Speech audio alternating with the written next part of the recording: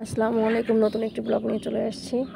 আজকে বিরিয়ানি রান্না করেছি। এখানে বৃষ্টির দিন, বৃষ্টি পড়ছে, তো একটু বিরিয়ানি খেতে মন চাইলো।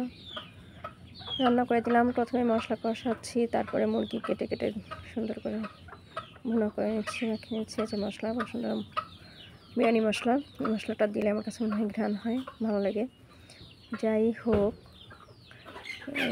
চাল ভেজে নিলাম, পোলাও চাল ভেজে নিলাম। তারপর একটু দুধ দিয়ে নিয়েছি, টেস্ট করার জন্য একটু চিনি দিয়ে নিয়েছি।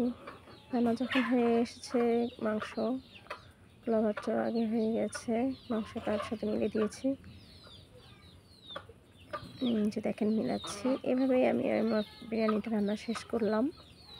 যাই হোক, খাবার পরে দেখা যাবে কেমন টেস্ট হয়েছে। ইনশাল্লাহ ভালো হবে। মোটামুটি বিরিয়ানিটা আমি ভালোই রান্না করতে পারি, পরিবারের সকলেই খুব পছন্দ করে।